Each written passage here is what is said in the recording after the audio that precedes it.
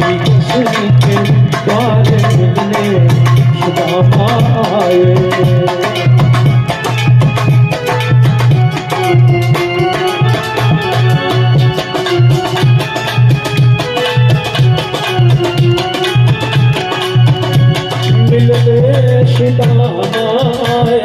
सुदामा आए, हाँ मिलने सुदामा आए, सुदामा आए, और श्री कृष्ण के द्वार मिलने सुदामा आए।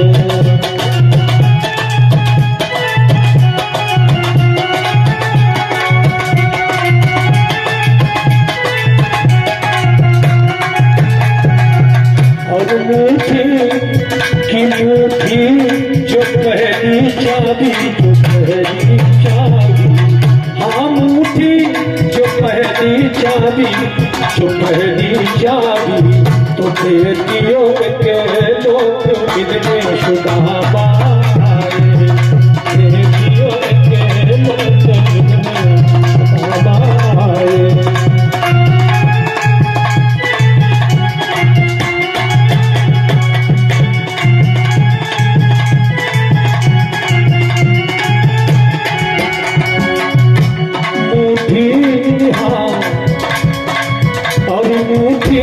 जो दूजी चाबी, जो दूजी चाबी, मुट्ठी जो दूजी चाबी, जो दूजी चाबी, तो दिए तो लोग मिलने सुदामा आए, हाँ दिए तो लोग मिलने सुदामा आए।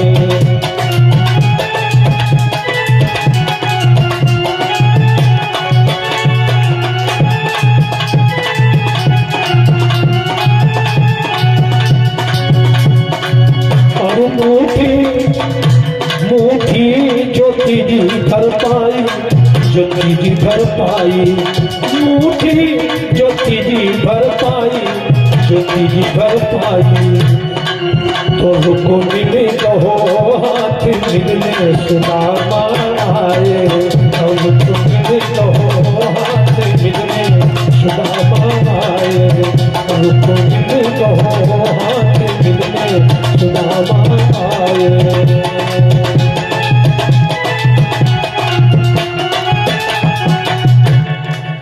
तो कि मुट्ठी जो तीजी भर पाई, जो तीजी भर पाई, तो रुको मेरे कहो हाथ मिलने सुदामा आए।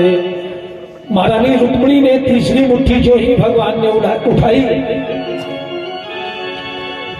पाने के लिए, तो मैया रुक्मिणी ने बाह पकड़ ली और कहने लगी कि भगवान बनोगे क्या भिखारी और दोस्त अपने के लिए। भगवान कहने लगे रुक्मिणी तू नहीं जानती, हम देखने में दो हैं, ये दो बदन पर एक जान है हम, और एक दूजे के लिए। रुक्मिणी ये जो तीसरी मुट्ठी तूने हमारी रोक ली है, लेकिन हमारे खजाने से ये भी निकल चुकी है, और अब हम इसको जो भाग जिसका जो कोई अगर भाग निकल गया है उसको हम अपने उसमें नहीं वापस ले सकते हैं। अगर ये हमारे मित्र को तू नहीं देने देगी तो इसको भी लेने वाला कोई तो बैठा है, अगर मित्र को नहीं देंगे तो ये तू भी नहीं ले सकती है। और इतना कह करके भगवान ने वो तीसरी मुट्ठी के तंदुल भी छोड़े तो वो सीधे ब्रह्मलोक के लिए प्रस्थान कर गए। बोलिए गोविंद भगवान की। और यही तीसरी मुट्ठी के तंदुल आज भी जब भी कोई धर्म का कार्य होता है और मस्तक पर जब तिलक दिया जाता है हल्दी का, तो बाद में चावल नहीं लगाए जाते, क्योंकि यही ब्रह्मलोक है, यही ब्रह्मलोक है। दोनों भ्रगुटी के बीच में भगवान का एक ज्योति रूप है, वहीं पर तिलक दिया जाता है। पुरुष वर्ग वहीं पर तिलक देता है, माताएं वहां पर सिंदूर की बिंदी लगाती है। अब तो बहुत समस्या है, अब कोई सिंदूर जरूरत ही नहीं, पता नहीं गीला गीला क्या आता है। मांग यहाँ होती है भरी हिल से जाती हिल है कि नहीं। आंखों में काजल नहीं लगाया जाता है, मुंह के आसपास घेर हो जाता है, मुंह घेर हो जाता है।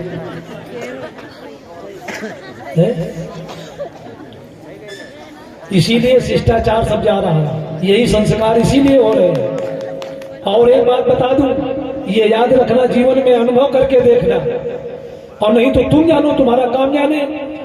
अगर घर में सास बहुओं में झगड़ा हो रहा है तो उसका एक ही कारण है, मालूम है? नहीं मालूम? लड़ाई मालूम है कि कैसे होगी? लड़ाई मालूम है, लेकिन ये नहीं मालूम है कि क्यों हो रही है। सोचिए, जिस माता के यहां सास बनने का अवसर आवे और समझ लो कि हमारी बहू घर में आ गई है, तो बहू को देखने को ना मिले, तुम्हारा आधा श्रृंगार कम हो जाना चाहिए। और अगर तुमने अपना आधा श्रृंगार कम ना किया तो फिर वही दशा होगी। वो पिक्चर नहीं है कि बाप नंबरी बेटा 10 नंबर, सुना है? वही दशा होगी जब बहू खुद ही देख रही कि सास बिन्नी नुचवा रही तो एक नुची भी उनका दिक्कत है। भाई अब तुम बहू बन गई हो, कभी तुम बहू थी, तुमने शौक किया, और आज तुम सास बन गई हो और सास में दांत निपोड़त घूम रही, नाम लज्जावती चौराहे खीसे फैला रही है। भाई नाम धराए लज्जावती, चौराहे खीसे फैला रही, कपड़े ऐसे चले, हंसी दे तो 1 किलोमीटर ले दांत देख ले, और घरे जाइए तो बहुत परदम। ये हालत फैली। घर में अगर बहू आ जाए तो आधा श्रृंगार छोड़ दो, और फिर अगर तुम आसपास मुंह घेर रही हो तो तुम समझ लो घेरो, तुम मुंह घिरी हो, तुम्हें घिरी है, यही हालत हो।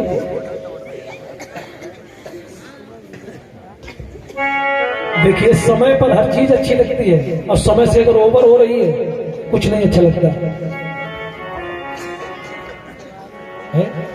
दीवालों में नोना लग गया, पुट्टी चल रही पुट्टी।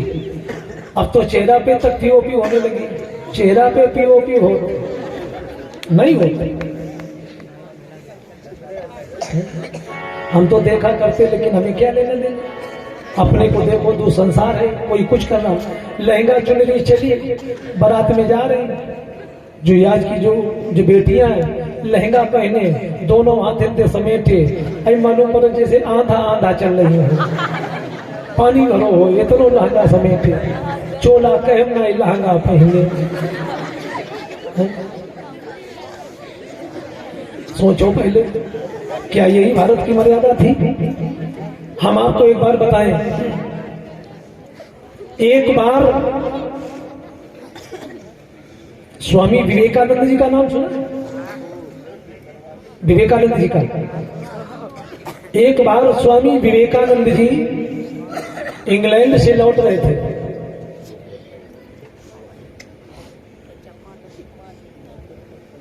और होनहार बलवान की जिस ट्रेन में आ रहे थे तो अंग्रेज ही उसमें भी बैठे थे, ये थे हिंदुस्तानी। जैसे जैसे ट्रेन आगे बढ़ी तो वो सोच रहे थे कि कहीं जगह मिल जाए, मैं भी बैठ जाऊं, तो अंग्रेजों ने जगह नहीं दी। और धीरे से विवेकानंद जी कहने लगे कि भैया ये जरा, और अंग्रेज जो है एक इंग्लिश की बुक मैगजीन जिसको कहते हैं वो पढ़ रहे थे, तो उन्होंने वो बुक ली, मांगी, तो एक अंग्रेज बोला दे दो इसको, हिंदुस्तानी है क्या जानेगा इसमें, इंग्लिश में था वो। तो विवेकानंद जी की मेमोरी बहुत मजबूत थी, इसमें हो सकती, तो उन्होंने लिया और 5 मिनट में पूरी मैगजीन के पन्ना पलटे, ऐसे पकड़ते हैं और 1 से 2 सेकंड देखते हैं, इसके बाद पलट देते हैं। इतना करने के बाद में 5 मिनट में पुस्तक वापस दे दी। कहने लगे लो, अंग्रेज बोला कि देखो पागल है, हिंदुस्तानी है, ये क्या जाने, हम वहां से लेके आए, एक पेज नहीं पढ़ पाई और इसने 5 मिनट में क्या पूरा पढ़ लिया। विवेकानंद जी ने कहा कि तुम केवल पेज संख्या बोलो, तुम केवल पेज संख्या बोलो और उसमें क्या लिखा है ये हम बताएंगे। और वही किया। अब अंग्रेजों के पैरों के नीचे से जमीन खिसक गई कि हिंदुस्तान का व्यक्ति इतना दिमाग उसमें। अब उनको जो जगह नहीं मिल रही थी बैठाला उसको, उनको सीट मिल गई, सम्मान दिया और जब बैठा दिया तो आपने देखा होगा कि स्टेशन पर जब ट्रेन रुकती है तो ये चाय पकौड़े वाले नहीं दौड़ते हैं। तो चाय बेचने वाला आया तो अंग्रेज उठे और उन्होंने चाय मांगी। विवेकानंद जी को सम्मान में चाय दे रहे हैं कि स्वामी जी चाय पियोगे। विवेकानंद जी कहने लगे वैसे मैं पीता नहीं हूं, लेकिन अगर तुम पिला रहे हो तो हम पी सकते हैं, पर कांच की गिलास है ना। बोले हाँ। कहा हम इसमें नहीं पिएंगे, अगर मिट्टी का कुल्हड़ हो, जो कुम्हार पहले कुल्हड़ नहीं बनाते थे, अगर मिट्टी का कुल्हड़ हो उसमें हमें दो तो हम पी लेंगे। तो अंग्रेजों ने फिर वही बात रख ली कि देखो माइंडेड बहुत है लेकिन मिट्टी के कुल्हड़ में चाय पी रहा है, कितना मूर्ख है ना। अब उन्होंने क्या किया, बोले इसमें कुल्हड़ में क्यों पी रहे हो। तब स्वामी जी ने बहुत सुंदर जवाब दिया। विवेकानंद जी ने सोचो, कहा कि सुनिए हमने कुल्हड़ इसलिए मांगा क्योंकि हम जिस देश के रहने वाले हैं उस देश में प्रत्येक नारी को माता कहा गया है और प्रत्येक बेटी को देवी कहा जाता है। बात समझ रहे हो, प्रत्येक नारी को माता का स्थान दिया गया है। भले हमारी माँ अलग है, जन्म देने वाली माँ कोई और है, लेकिन हम जब सवारी पर जाते हैं और अगर हमें जगह मिलती है या कोई भीड़ भाड़ है तो हम दूसरे की नारी खड़ी है तो यही कहेंगे कि माता जी थोड़ा खिसक जाओ, यही कहेंगे ना। कोई बेटी अगर बहन खड़ी है तो उससे कहेंगे कि बिटिया खिसक जाओ या बहन जी थोड़ा खिसक जाओ। तो उन्होंने कहा कि उसको उस देश की मैं रहने वाला हूं जहां की प्रत्येक नारी मां है और प्रत्येक बेटी देवी का स्वरूप है। और सुनो, तो हमारे देश की जो नारी है, भारत की जो नारी है वो है मिट्टी का कुल्हड़, और जो तुम्हारे यहाँ की जो विदेशों की नारी है ये है कांच का गिलास। कितना सटीक उत्तर दिया। और क्यों ऐसा कहा, क्यों? क्योंकि मिट्टी के कुल्हड़ में जो व्यक्ति एक बार कॉफी या चाय या लस्सी पी लेता है तो उस मिट्टी के कुल्हड़ में वही व्यक्ति पी सकता है जिसने एक बार पी है। और अगर मिट्टी का कुल्हड़ झूठा हो गया है तो कोई दूसरा व्यक्ति उसको प्रयोग में नहीं लाएगा। और यही संस्कृति भारत की है कि जो एक नारी का विवाह कर लेता है वो जल्दी दूसरी नारी का यूज नहीं करता है। यानी हम उस देश के रहने वाले हैं। और कहा कि तुम्हारे देश की नारी है कांच का गिलास जो फेंकी नहीं जाती है, सुबह से शाम तक धुल धुल करके वही चलाई जाती है। अब हम इसके लिए नारी का उदाहरण अंग्रेजों का नहीं देंगे, गिलास को हमने बताई दिया है। तो ये है अपने भारत की संस्कृति। और यहां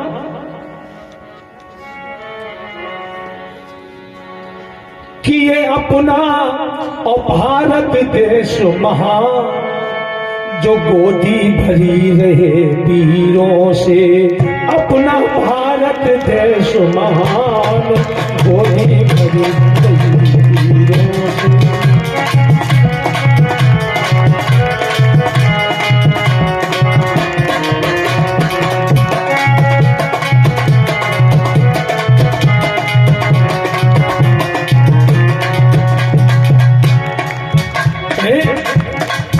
क्यों?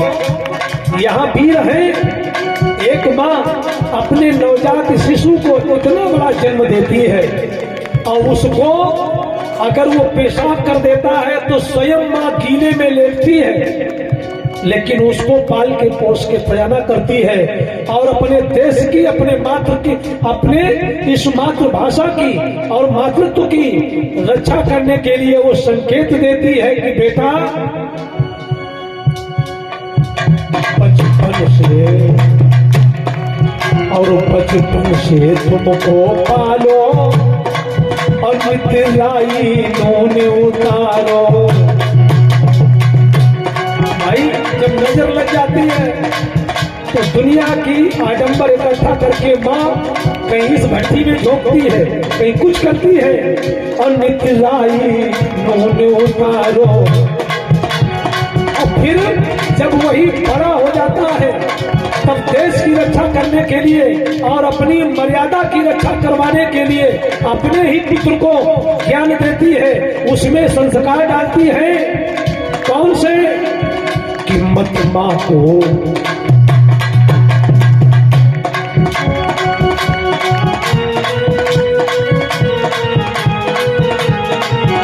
जा सीमा पर डट जाइयो।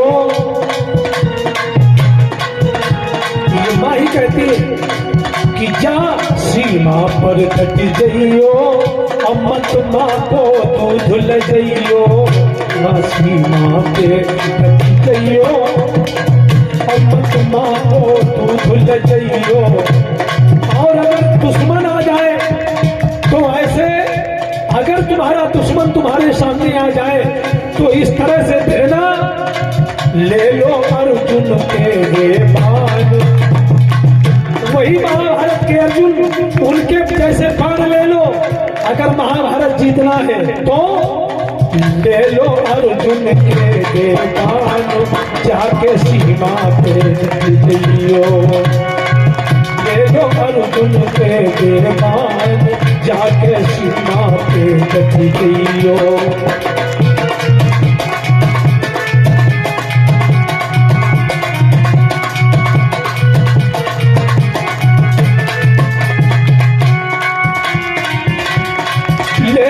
अर्जुन के बेबान, ये लो अर्जुन के बेबान, जाके सीमा पे डट जाइयो। और बन के पृथ्वीराज चौहान, जाके सीमा पे डट जाइयो। बन के पृथ्वीराज चौहान, जाके सीमा पे डट जाइयो।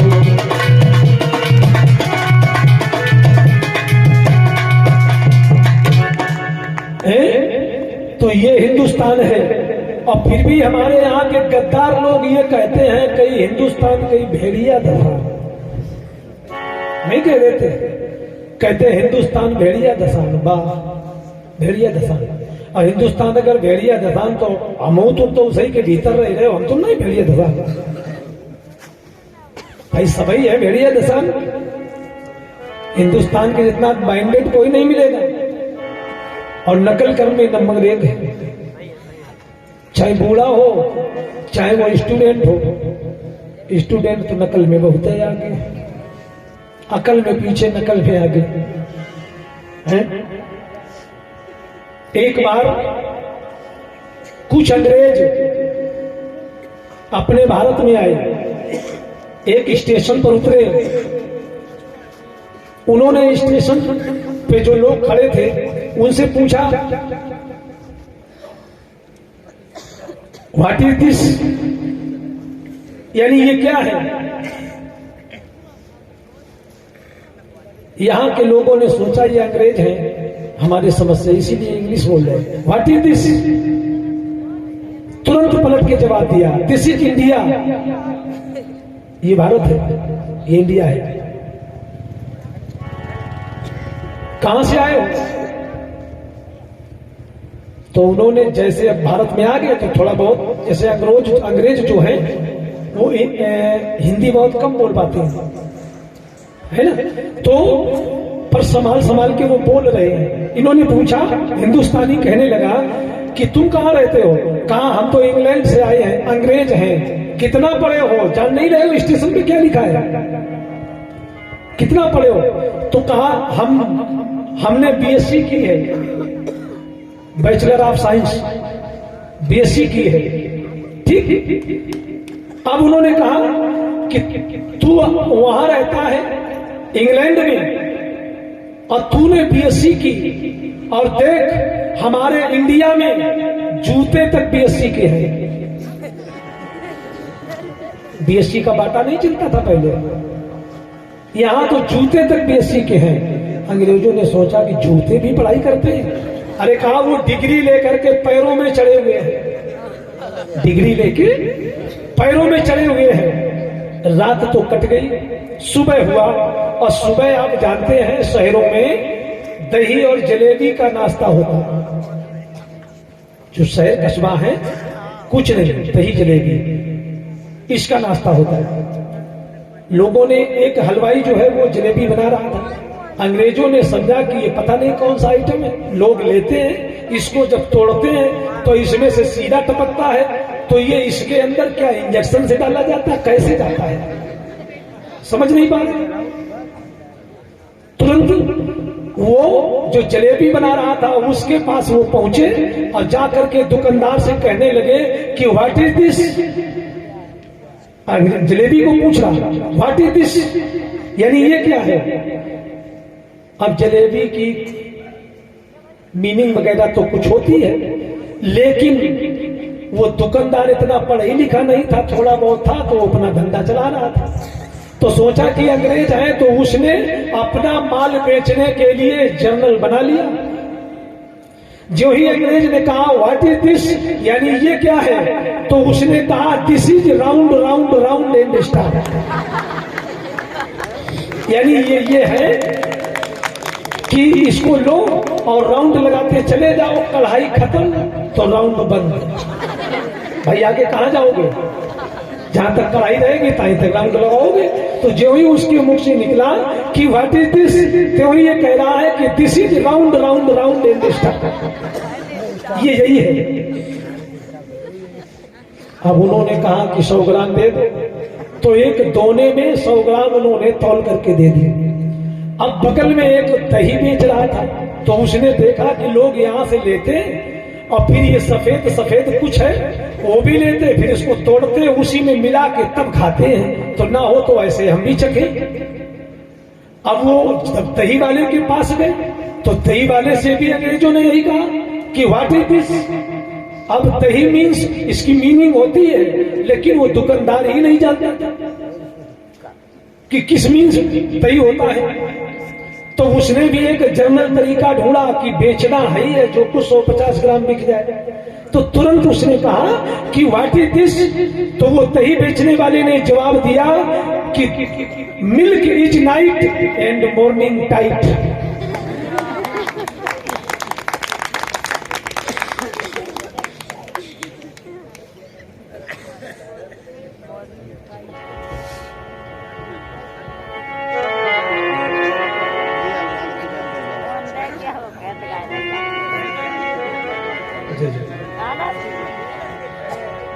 कहने लगा कि ये जो ही उसके मुख से निकला कि व्हाट इज दिस, तो ही उसके उन्होंने भी कहा कि milk is this is milk is night. चलो कहा मिल्क इज